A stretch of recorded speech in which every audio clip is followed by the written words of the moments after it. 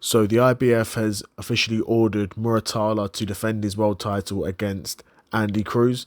Now this is a move that isn't really surprising. I think Andy Cruz was definitely due for a world title fight next, and Shakur being moving up to 140, Tank fighting Jake Paul. The only other world title was Muratalla's IBF world title.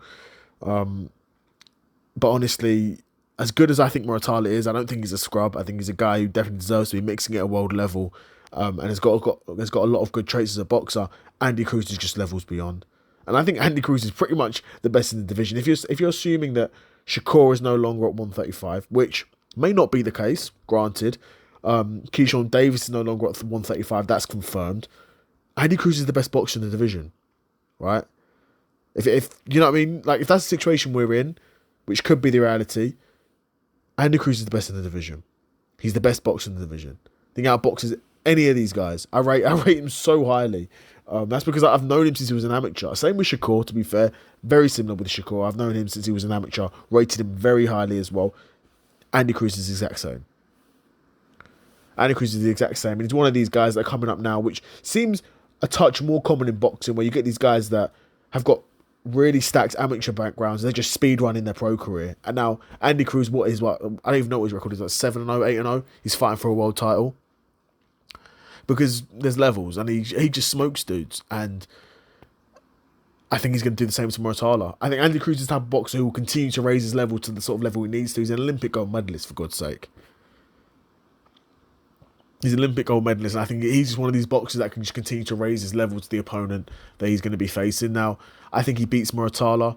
Probably goes the distance, because Muratalla's quite tough, and he's been in 12-rounders for a bit now. Not crazy long, but he's been in 12-rounders for a bit now. And he's good enough boxer to definitely stay competitive with Andy Cruz for a while.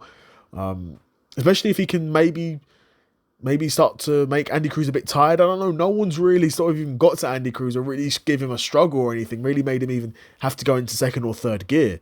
But if Muratalla's, the first truly world level opponent he's faced, Muratalla's gonna have to try something different than what the previous guys have tried, because the previous guys have had absolutely no success. So you're gonna have to apply pressure. You're gonna have to throw a lot of shots.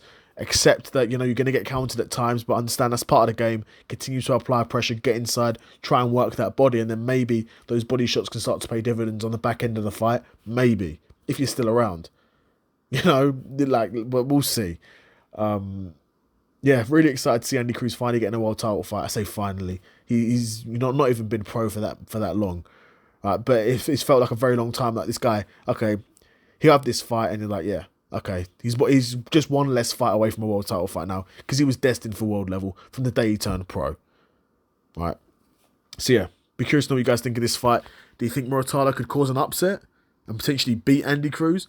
Or do you think Andy Cruz has got this in the bag, and it'll be just like his other fights where he comes in, outboxes the guy, makes him look silly, clowns him, and leaves with the dub? And in this case, he'll be leaving with a world title. So yeah, be curious to know what you guys think in the comments below. Another episode of the Seth Soto Cyclist in the bag, and I'm out. Peace.